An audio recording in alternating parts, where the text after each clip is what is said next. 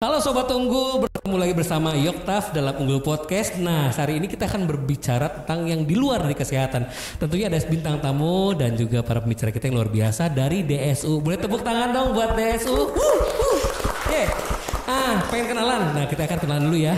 Kita tahu bahwa orang-orang luar biasa ini banyak sekali kegiatan-kegiatan yang berhubungan dengan rumah sakit. Bukan hanya rumah sakit saja, tetapi juga dalam setiap aktivitas mereka di luar dari ekspektasi kita. Kenapa? Banyak yang digarap ya. Oke, kita kenalan dulu. Sebentar nih kita akan lihat dengan satu orang yang luar biasa. Pertama Mas Fandi.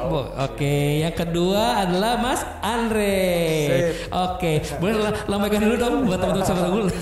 Oke, saya pengen kenalan nih karena kan belum tentu Sobat Unggul tahu siapa sih DSU atau Mas Fandi atau Mas Andre, kenapa sih mereka ada di Unggul Podcast. Nah, biar Sobat Unggul semua tahu bahwa rumah sakit juga tidak bahas hanya sekedar sakit penyakit, edukasi kesehatan, tapi itu juga membahas semua rekan-rekan dan kemitraan kita. Oke, Mas Fandi, saya akan coba ngobrol dulu dengan Mas Fandi. Mas Fandi itu asalnya mana sih Mas Fandi? Asalnya itu saya Sumedang. Wah, asalnya sebenarnya saya lagi tahu dong. Tahu Sumedang. Iya benar ya. Tahu. Oh gitu. Saya Sumedang. Oke, Mas Andre? Kalau saya sih asli Bandung, Pak. Asli Bandung. Oke. Tapi Mas Andre dan Mas Fandi ini kan berada dalam satu kantor yang sama ya, DSU ya. Boleh perkenalkan DSU itu apa sebenarnya sih? Atau Mas Fandi, Mas Andre silakan. Baru Andre. Oh, ya Mas Andre, sok Mas Andre. DSU itu singkatan dari Dana Marta Sejahtera Utama. Oke. Nah, Dana Marta itu oleh pendirinya Yayasan Maranatha dulu disebut juga sebagai Dana Afiliasi Maranatha, makanya nama kita Dana Marta, Pak. Oke. Gitu. Nah, PT Dana Marta ini didirikan tahun 1995 oleh yayasan dan bekerja sama dengan Koperasi Gatra Maranatha juga sebagai pemegang saham awalnya, dan pada tahun 2016 saham dari Yayasan Maranatha dihibahkan ke dua institusi yayasan yang lain, yaitu Yayasan Kehidupan Baru, yaitu Gereja Kristen Pasundan, dan Yayasan Duta Tabur Berkat, Gereja GKI. GKI ya. Oke. Nah, di PT DSU ini kita banyak berkecimpungnya di universitas, Pak. Universitas Kristen Maranatha ya. Oke. Nah, bisnis kita ada apa aja sih? Kita sebagai pengelola food court di dalam Universitas Maranatha, kita ada pengelola minimarket juga. Minimarket ya. Minimarket, kemudian kita ada jasa fotokopi, kopi center, percetakan buku kedokteran dan lain-lain yang berhubungan dengan kebutuhan Maranatha. Maranatha, oke. Nah, kalau untuk yang keluarnya kita ada divisi kontraktor juga ada. Iya.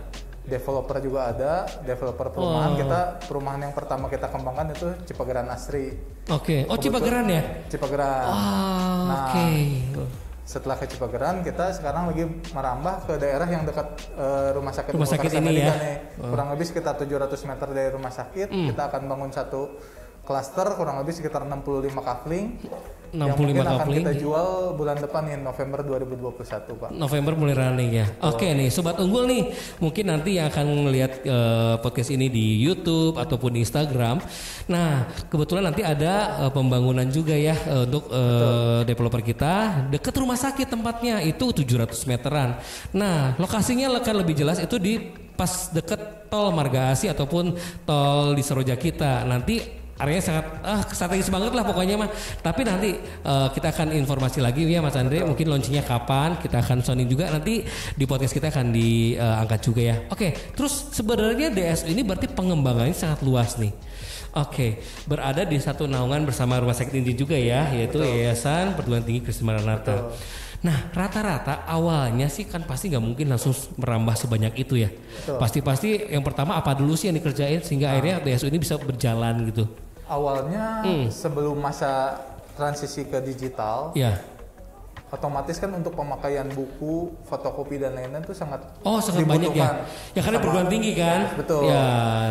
Jadi awalnya DSU mulai besar itu dari fotokopi dan percetakan buku kedokteran, Pak. Oke. Nah, dari bukan hanya buku aja tapi ada brosur, terus kebutuhan marketing yang ada di universitas. Iya. Nah, jadi pas awal didirikan sampai kurang lebih sekitar tahun 2011 atau 2012 sebelum masuk ke era digital, kita berkembangnya dari 2 divisi itu Pak, dan merambah ke divisi-divisi yang lain setelah keuntungan kita kumpulkan. Kita baru bangun lagi bisnis yang lain seperti minimarket dan lain-lainnya Pak. Gitu. Tapi keren banget ya Mas Fandi ya. Kalau Mas Fandi di bagian saya di developer dan developernya. Oke, berarti kalau masalah perumahan nanti dengan Mas Fandi ya. Nanti kita akan bahas nih. Tapi saya penasaran nih, kok dari sesuatu yang sederhana akhirnya berkembang semi pesat, akhirnya permintaan pasti tambah banyak. Berapa orang sih yang mengerjakan awalnya? Nah, untuk yang mengerjakan awalnya tuh ketika DSU didirikan tuh kurang lebih sekitar staf dan direksinya kurang lebih sekitar 5 orang Pak. Hah? 5 orang? 5 Seriusan orang. ini? Betul. Oh. Nah, tenaga kerja karyawannya yang dipercetakan kurang lebih sekitar 6 orang. 6 orang? Kemudian yang di fotokopi kurang lebih sekitar 4 orang Pak awalnya. Wow, dengan sesuatu yang ya terbatas ya tenaga, tapi menghasilkan sesuatu yang luar biasa.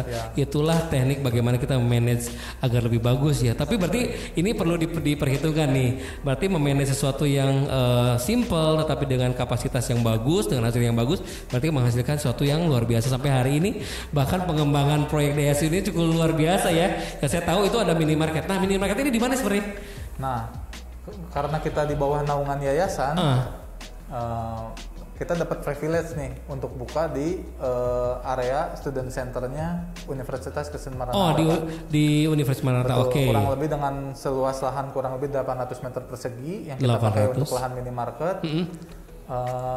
Nah, kita juga ada beberapa kerjasama dengan alumni dan alumni dan mahasiswa untuk pengembangan untuk merchandise Maranatanya Pak. Jadi kita juga guide alumni atau mahasiswa Maranatha yang memang punya misalkan usaha konveksi atau usaha punya bikinan kerajinan apa segala macam. Nah, kita ajak kerjasama buat jual di Maranatha. Jadi di dalam minimarket Maranatha ini dari Maranatha oleh Maranatha untuk Maranatha juga. Wow. Boleh tepuk tangan dong untuk Maranatha, luar biasa. Ya, sesuai yang pertanyaan mungkin saya akan coba keluar dari apa yang sudah dikerjakan. Sebenarnya Mas Andre, apa sih passion Mas Andre kok bisa sampai merambah ke sana sih? Dari satu yang fotokopian, cetak mencetak, akhirnya apa? Tadi ke masalah minimarket atau masalah yang lain. Kok bisa? Passionnya bagaimana sih Mas Andre? Passionnya sih memang latar belakang saya juga dulunya bukan orang yang mampu juga Pak. Dan saya juga banyak dibantu juga sama lingkungan gereja dan keluarga yang mampu. Kebetulan Maranatha juga waktu itu sempat ngasih keringanan kepada saya lah, beasiswa dan lain-lain Pak. Jadi ketika saya bekerja di sini, saya juga pengen ngembangin DSU ini supaya bisa berdampak buat mahasiswa-mahasiswa yang adik-adik kita yang kurang mampu juga. Makanya dari penjualan kita juga, dari omset penjualan minimarket dan lain-lain, kita juga sisihkan sebesar 5% buat adik-adik kita yang nggak mampu. Gitu. Luar biasa, tepuk tangan dong sekali lagi. Wow, dengan sebuah harapan dan juga punya planning yang benar-benar sudah terorganisir, punya hati yang tadi dikatakan bahwa hati dengan nilai sosial yang tinggi, ya mungkin efeknya adalah bagaimana kita bisa membawa dampak buat orang lain ya, membutuhkan. Nah, memang sebenarnya Mas Andre jurusan apa sih? Nah, kebetulan saya kuliah jurusan akuntansi Pak. Oh, akuntansi, nyambung makanya kayak gitu ya. Berarti semua harus diatur sedemikian rupa agar tidak ada pengeluaran yang bocor-bocor ya. Betul. Sehingga pembelian ataupun pengeluaran itu diperhitungkan dengan baik. Nah, makanya di kita juga kan nggak cuman kayak Fandi nih, nggak cuman kerjanya developer kontraktor juga. Tapi ini juga lebih baik. Bisa bantu saya ngaudit juga Pak. Jadi kita sama-sama namanya punya passion, apalagi Fandi juga kan orang tuanya pendeta di gereja pendiri Maranatha juga. Kebetulan orang tuanya juga pengurus di yayasannya juga.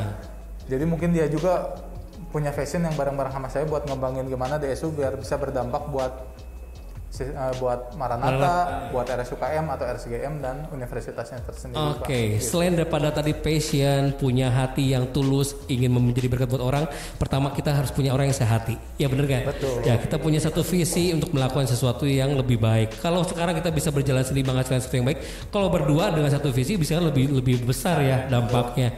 Oke, keren banget dong Mas Andre, keren, tepuk tangan dong buat Mas Andre. Luar biasa ya DSU. Nah, saya penasaran dengan developer nih. Nanti kita akan bahas lagi dengan Mas Andre, saya ke Mas Fandi dulu nih. Gimana Mas Fandi kok bisa sampai ke developer pengen ngembangin rumah? Kan sebenarnya sih tahu kan sekarang kondisi masih pandemi nih, ya kan? Kok bisa kepikiran dalam kondisi pandemi ini untuk berpikir ke developer?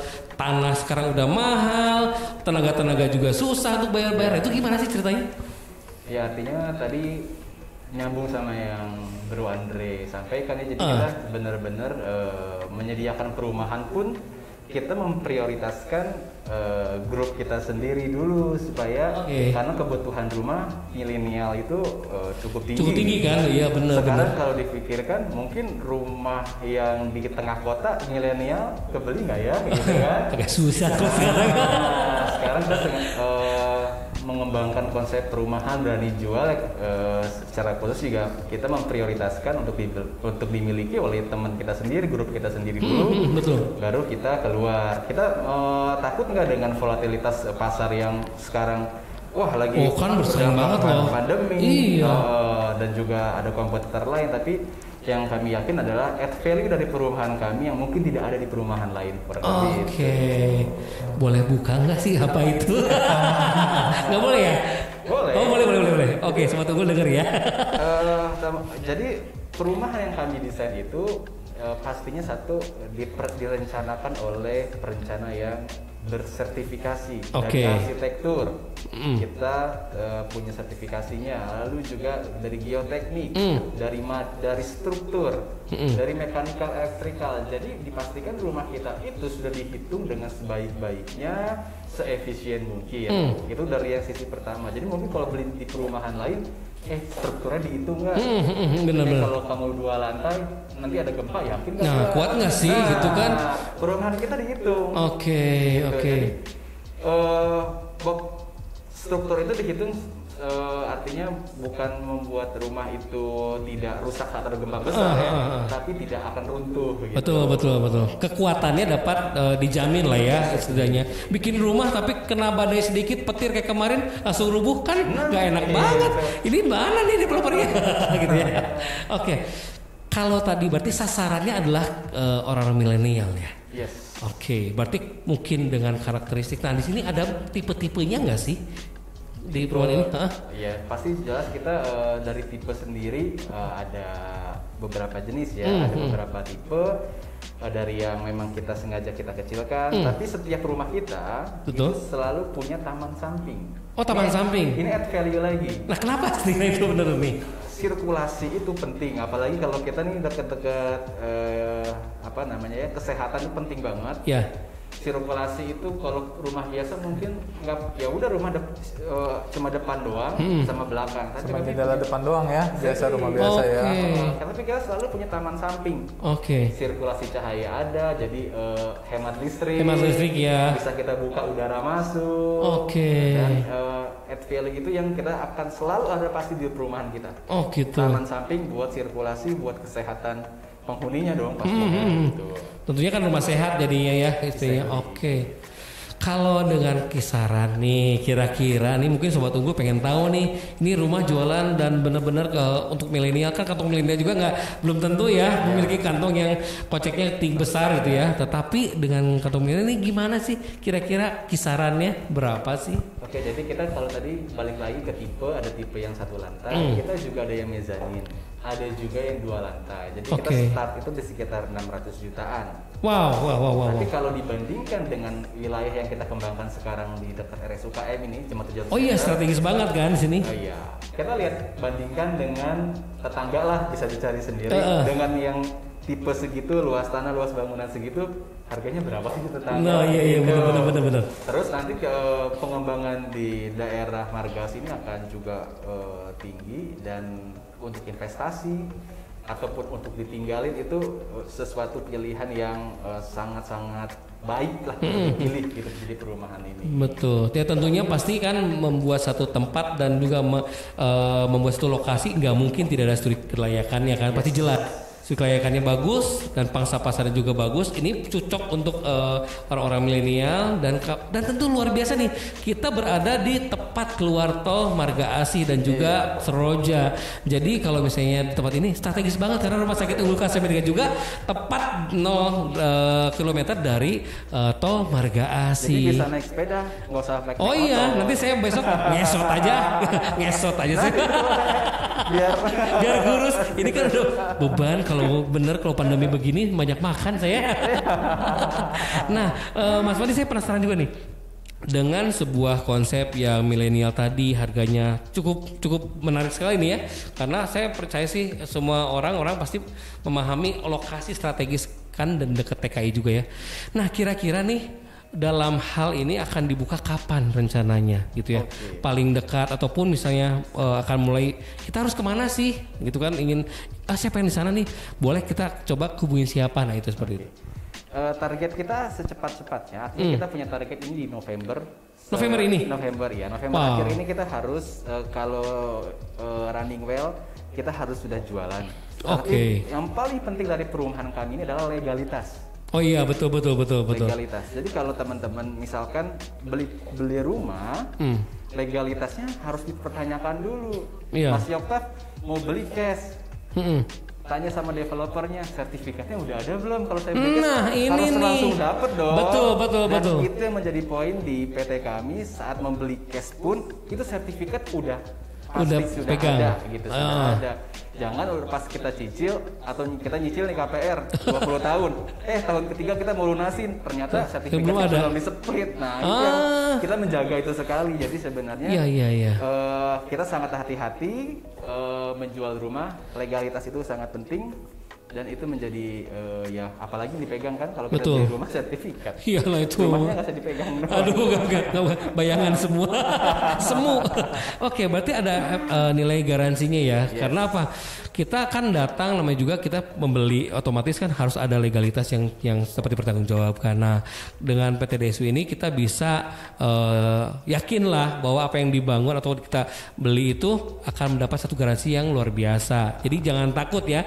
Kalaupun misalnya teman-teman khususnya karyawan ya di rumah sakit ini ataupun kemitraan. Nah, kira-kira sebelum kita bahas lebih jauh nih, ini sebenarnya diprioritaskan untuk siapa sih rumah sakit ini? Rumah sakit ya, perumahan ini ya, bener. Sok, Mangga Kang Fandi. Jadi balik lagi tadi sudah disampaikan sama di awal ya, artinya memang kita pertama itu karena kebutuhan rumah milenial dan di grup kita sendiri, artinya di keluarga kita sendiri, RSUKM, RSGM, Maranatha itu juga masih banyak yang memerlukan perumahan. Kita memprioritaskan untuk ke teman-teman kita, keluarga kita dulu dong. Iya betul. Biar kita semuanya sudah terakomodir, ya kalau masih ada sisa baru kita jual keluar. Tapi kalau sudah laku semua sendiri ya kenapa kita harus keluar? Berarti tugasnya buka lahan lagi ya. Iya.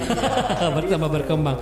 Sebenarnya idenya siapa sih, Mas Andre atau Mas Siri? Kok bisa sih sampai ke sana gitu?